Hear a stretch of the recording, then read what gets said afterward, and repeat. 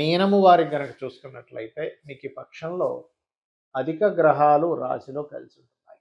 అంటే శని, కుజుడు, రవి కలిసి ఉంటూ బుధుడు కూడా చేరుతూ దాని తర్వాత ఈ ఈ పక్షం దాటిన తర్వాత చంద్రుడు కూడా వస్తాడు అనుకోండి అక్కడికి.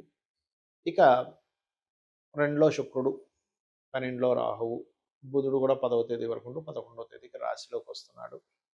చతుర్థంలో గురువు, 6లో కేతువు. ఈ యొక్క చంద్రుడు మీకు దాదాపుగా అష్టమ స్థానం నుంచి చంద్రుడు మీకు 12వ రాశి వరకు తిరుగుతాడు. చెప్పాలంటే సప్తమ స్థానం నుంచి రాశి వరకు తిరుగుతాడు. అష్టమం కాదు, సప్తమ స్థానం నుంచి అంటే కన్యా రాశి నుంచి తిరుగుతాడు. మరి ఈ గ్రహాల యొక్క స్థితి మూలంగా మీకు కలిగే ఫలితాలు ఏమిటి? ఏ దేవతారాధన చేసుకోవాలి? ఎందుకంటే ఇప్పుడు ప్రజెంట్ మీకు రాశిలో ఇన్ని గ్రహాలు ఉన్నప్పుడు ఇది కొంచెం స్ట్రెస్ని ఇస్తూ ఉంటుంది. ఎంతైనా ఏలినాటి శని ప్రభావం ఉన్నా ఈ గ్రహాలు ఉన్నా కూడా. అయితే ఆ ప్రభావం కూడా తగ్గుతుంది. ఏలినాటి శని ప్రభావం కూడా తగ్గుతుంది. అయితే ఈ ఫలితాలు ఎలా జరగబోతున్నాయి అనేటువంటి అంశాలు చెప్తుంది నేనైనప్పటికీ చెప్పిస్తుంది సాక్షాత్ లలిత అమ్మవారిగా భావిస్తూ ఆ లలితాంబిక అమ్మవారి యొక్క అనుగ్రహం మీకు పరిపూర్ణంగా కలగాలని మనస్ఫూర్తిగా కోరుకుంటూ ఇక్కడ గమనించినట్లయితే ఈ గ్రహాలు ఏవైతే ఉన్నాయో అధిక గ్రహాలు రాశిలో ఉన్నందుకు కొంచెం ఓవర్ స్ట్రెస్ని ఇస్తూ ఉంటుంది, గుర్తుపెట్టుకోండి. అయితే ఇది ఒక రకంగా మంచి కూడా చేస్తూ ఉంటుంది. శని ప్రభావాన్ని తగ్గిస్తాయి ఈ రవి కానీ కుజుడు కానీ. అంటే బద్ధకాన్ని వదిలేసి మనం ఇంక ఎనర్జెటిక్గా ఉండాలి, ఏదైనా సాధించాలని ఒక తెలియని ఒక ఓవర్ కాన్ఫిడెన్స్ ఇస్తుంది. కొంచెం హీట్ బాడీ అంటే చూడండి, ఒక్కోసారి మనకి చల్లగా ఉండే సమయంలో ఒళ్ళు మండుతుంది ఏమిటి అనిపించడం, లేకపోతే కొంతమంది చూడండి చిన్న చిన్న దద్దుర్లు అనుకోండి, వేడి కురుపులు అనుకోండి, ఉష్ణం పెరగడం అనుకోండి బాడీలో, ఇటువంటివన్నీ కూడా కొంత కనబడుతూ ఉంటాయి. ధనస్థానంలో శుక్రుడు ఉన్నాడు కాబట్టి ఫైనాన్షియల్గా మంచి బాగుంటుంది, డోంట్ వరీ. కొన్ని మీడియేటింగ్ ద్వారా ధనయోగం వస్తూ ఉంటుంది. కొంత ప్రదేశం మార్పు కూడా చూపిస్తుంది. విదేశాలకు వెళ్ళి చదువుకోవాలి, విదేశాల్లో ఏదైనా ఇంపోర్ట్ ఎక్స్పోర్ట్ రిలేటెడ్ సంబంధించిన బిజినెస్లు చేయాలనుకునేటువంటి వారికి 10వ తేదీ వరకు మంచి అనుకూలత ఉంది. కాకపోతే 4లో గురువు ఉన్నందుకు మీరు ఏదైనా ఒక ప్రాపర్టీ తీసుకునేటప్పుడు, స్థలము, గృహము, వాహనం తీసుకునేటప్పుడు ఒక్కొక్కసారి ఉన్నదానికంటే కాస్త ఎక్కువ తీసుకొని ఇబ్బంది పడతారు. ఈ యొక్క విషయంలో కొంత జాగ్రత్తగా ఉండండి. నిత్య జీవితంలో ఆటంకాలు తగ్గాలంటే గణపతి యొక్క ఆరాధన చేయండి, అన్ని విధాలా బాగుంటుంది. మరియు మీరు కాస్త ఈ ఈ యొక్క ఉద్యోగ సంబంధించిన విషయంలో మీకు కానీ మీ జీవిత భాగస్వామి కానీ ఉద్యోగ అవకాశాలు బ్రహ్మాండంగా వస్తాయి. కాకపోతే ఈ రాశిలో అధిక గ్రహాలు ఉద్యోగానికి కారకుడైన శని కూడా ఉన్నాడు కాబట్టి మీరు ఓం మాణిక్య మకుటాకార జానుద్వయ విరాజితాయ నమః అనే మంత్రం చేసుకోండి. మరియు ఓం నవవిద్రుమ బింబశ్రీ న్యక్కారి రతన చదాయ నమః మంత్రం చేసుకోండి. ఖచ్చితంగా ఆ ప్రభావం, పాపగ్రహాలు పాప ఫలితాలు ఇచ్చే ప్రభావం రాశిలో ఉన్నందుకు దాని ప్రభావం తగ్గి మెంటల్ టెన్షన్ తగ్గుతుంది, చాలా బాగుంటుంది మీకు. అంటే చాలామంది వాళ్ళ లైఫ్లో చాలా ఇబ్బందులు పడుతూ ఉంటారు. ఉద్యోగం రావట్లేదనో, వివాహం అవ్వట్లేదనో, లేకపోతే ధనపరంగా సంపాదన లేదనో, ఆరోగ్యంతోనో ఇలాగ. అయితే అన్నిటికీ కూడా ఏమనుకుంటారంటే ఎల్నాడు శని నడుస్తుంది, అందుకే నాకు ఇలా ఇబ్బంది ఉంది, లేదా సర్పదోషం ఉంది, లేదా కాలసర్పదోషం ఉంది, సర్పదోషం కూడా కాదు కాలసర్పదోషం ఉంది, అందుకే నేను ఎందుకు పనికి రాకుండా పోయాను అనుకుంటారు. ఒక విషయం బాగా గుర్తుపెట్టుకోండి, ఎక్కడ కూడా మహర్షులు వాళ్ళు రాసినటువంటి గ్రంథాలలో ఏలినాడు శని వల్లనే నువ్వు పూర్తిగా లైఫ్లో ఎందుకు పనికి రాకుండా పోతావని లేదు. ఏలినాడు శని ప్రభావం ఉంటుంది, ఏంటి లేట్ అవ్వడం. ఎందుకంటే నేను దీని మీద రీసెర్చ్ చేసి మరీ చెప్పాను చాలాసార్లు, కొన్ని సంవత్సరాల నుంచి చెప్తూనే వస్తున్నా. జ్యోతిష్శాస్త్రం అనేటువంటిది మనల్ని ఏదో మూఢత్వంలోకి ఎందుకు పనికి రాకుండా చేయడానికి కాదు, జ్ఞానాన్ని ఇచ్చేది, జ్యోతి వెలుగునిచ్చేటువంటిది. కాబట్టి ఏలినాడు శనిలో కొంత ఆలస్య వ్యవహారాలు, కొంత నెగ్లిజెన్సీ, మనంతట మనమే బద్దకించుకునే అవకాశాలు వదులుకోవడము, ఇలాంటివి జరుగుతాయి, నేను కాదనట్ల. ఎందుకంటే అదే ఏలినాడు శనిలో సీఎంలు పిఎంలు అయిన వాళ్ళు చాలామంది ఉన్నారు, ప్రెసిడెంట్లు అయిన వాళ్ళు చాలామంది ఉన్నారని, కాల్సర్ప యోగం ఉండేటువంటి వారు మెగాస్టార్ చిరంజీవి కూడా అందులో ఉన్నారని కూడా నేను చెప్పడం జరిగింది. అంటే ఏమిటి ఇక్కడ ఎంతసేపు ఈ కాల్సర్ప యోగము ఏలినాడు శని అనే కదా, కాల్సర్ప యోగం కాలానికి పనిచేస్తుంది, జన్మజాతకానికి అసలు అప్లై చేయొద్దన్నారు. సరే అంతగా మీకు అదే బాధగా భయంగా ఉంటే మీరు కాళహస్తికి వెళ్ళండి, లేకపోతే రాహుకేతువుల దగ్గర దీపారాధన చేయండి. లేనట్లయితే దుర్గా గణపతి ఆరాధన చేసుకుంటే కూడా ఆ యొక్క దోషం మీకు ఒకవేళ ఉందని అనిపించినా అది పూర్తిగా నశించిపోతుంది. మరి ఏమిటండి అంటే మీ పర్సనల్ చార్ట్. ఎదగలేకపోతున్నాము, మీరు లైఫ్లో ఏంటోనండి అన్నీ ఇరుక్కుపోయినట్టుగా ఉన్నాయి అనుకున్నప్పుడు మీరు చూడవలసింది ఏమిటి అంటే మీ యొక్క జన్మజాతకంలో లగ్న ప్రభావం ఎలా ఉందో చూడాలి. అంటే లగ్నాధిపతి ఎక్కడున్నాడు, ఎలా ఉన్నాడు, ఇది పర్ఫెక్ట్‌గా జ్యోతిష్ శాస్త్రంలో చూసే విధానం. అంటే చూడండి, కొంతమంది చాలా టాలెంటెడ్ అండి, కానీ ఏంటో స్ట్రక్ అయిపోయింది ఆయన లైఫ్ అంటూ ఉంటాం. అది లగ్న ప్రభావం.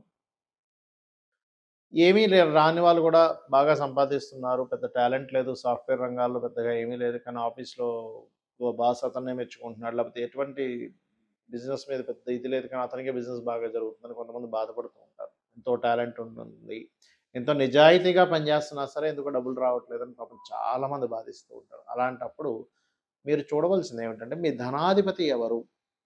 మీరు ఏ వ్యాపారం చేస్తే డబ్బులొస్తాయి? లేదా ఏ ఉద్యోగంలో ఎటువంటి స్కిల్స్ నేర్చుకుంటే డబ్బులొస్తాయి?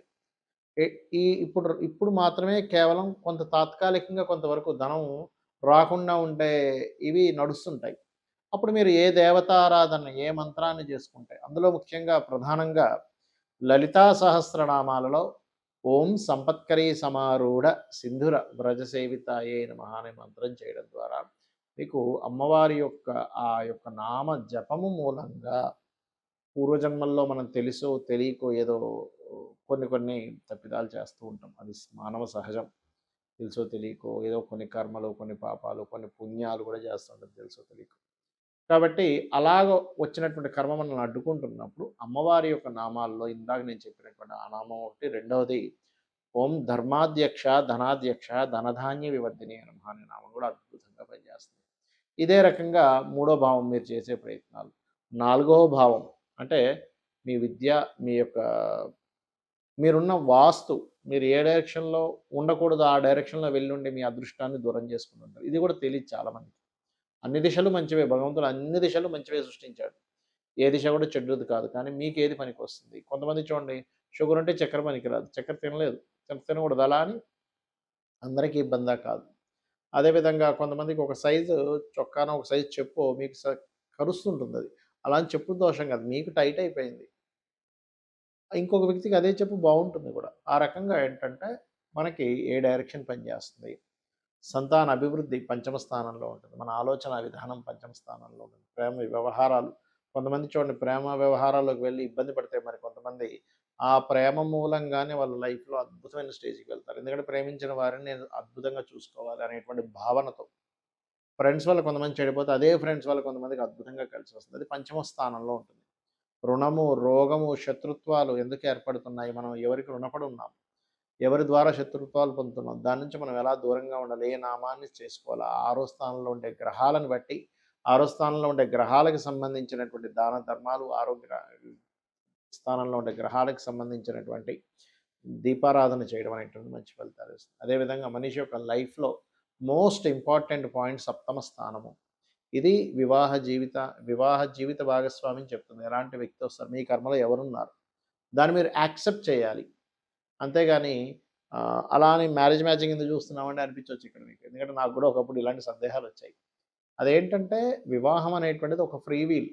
ప్రతి మనిషికి 3-5 సార్లు వస్తుంది. ఈ మంచి సమయంలో నువ్వెప్పుడు చేసుకుంటావో ఎంచుకొని చేసుకోవడం ముఖ్యం. అంతేగాని సర్లే ఎలాగుంటే అలా ఉంది అని మనం అన్నిట్లో అనుకోవట్లేదు. ఎలా అయితే అలా సాగుతుందని ఎందుకు అనుకోవట్లేదు. ఏది పడితే అది ఎందుకు తినట్లేదు. అన్నం తినేటప్పుడు కూడా అందులో రాళ్ళున్నాయో లేవో చూసుకొని తింటున్నాం. రాళ్ళతో ఏదంటే తినేస్తున్నామండి అనట్లేదు. ఎందుకు అంటే మనకి భగవంతుడు ఒక ఫ్రీ వీల్ కూడా ఇచ్చాడంటే మన చేతిలో కొంత ఉంచి కర్మ సిద్ధాంతం కర్మపరంగా మనకు కొంత జరుగుతూ ఉంటుంది. అందులో దృఢంగా జరిగేటువంటి కర్మ ఉంటే అది మాత్రం మనం తప్పించలేం. ఆ కర్మ అనుభవించడానికే భూమి మీదకి వస్తాడు. ఆ రకంగా వృత్తి, వ్యాపారాలు, విదేశాలకు వెళ్ళి చేసే యోగం ఉందా? ఇక్కడ ఉండి అభివృద్ధి అయ్యేటువంటి యోగం ఉందా? వ్యాపారంలో అభివృద్ధి అయ్యే యోగం ఉందా? ఏ వ్యాపారంలో మీరు అభివృద్ధి అవుతారు? అనేటువంటి అనేకమైనటువంటి అంశాలు మనకి జ్యోతిష్ శాస్త్రం చెప్తూ ఉంటుంది. అయితే ఇవన్నీ ఒక ఎత్తయితే మనకి కొంతమందికి జాతకం రాసి ఉండదు. అంటే పూర్వీకులు వాళ్ళ వాళ్ళకప్పుడున్న అవగాహన, అప్పుడుండేటువంటి దీని పరంగా కొన్ని కొన్ని ఇళ్లల్లో వాళ్ళ డేట్ ఆఫ్ బర్త్ గానీ, టైం గానీ నోట్ చేయలేదు. అప్పుడేంటి పరిస్థితి? చక్కగా ఏమీ టెన్షన్ పడకుండా హ్యాపీగా ఉదయం నిద్ర లేచి కాలకృత్యాలు తీర్చుకొని దీపారాధన చేసి లలిత చదువుకోండి చాలు, ఇంకేం అక్కర్లేదు. లేదంటే నాకు విష్ణుమూర్తి ఇష్టం, చక్కగా విష్ణు సహస్రనామాలు చదువుకోండి. లేదంటే నాకు శివుడు అంటే ఇష్టం అండి, శివ సహస్రనామాలు చదువుకోండి. అంటే ఏదైనా ఒక సహస్రనామాలను మీరు కనుక రెగ్యులర్గా చేస్తూ ఉంటే ఆ యొక్క భగవంతుడు మనల్ని ఒక బిడ్డని తల్లి జాగ్రత్తగా పట్టుకెళ్తుంది చూసారా? చిన్న పిల్లగా ఉన్నప్పుడు, అలా మనల్ని దగ్గరుండి తీసుకొని వెళ్తూ ఉంటాడు. ఈ యొక్క కర్మబంధాల నుంచి కానివ్వండి, ఈ యొక్క జీవుడిని ఎలా దాటించాలో ఆయనకి తెలుసు.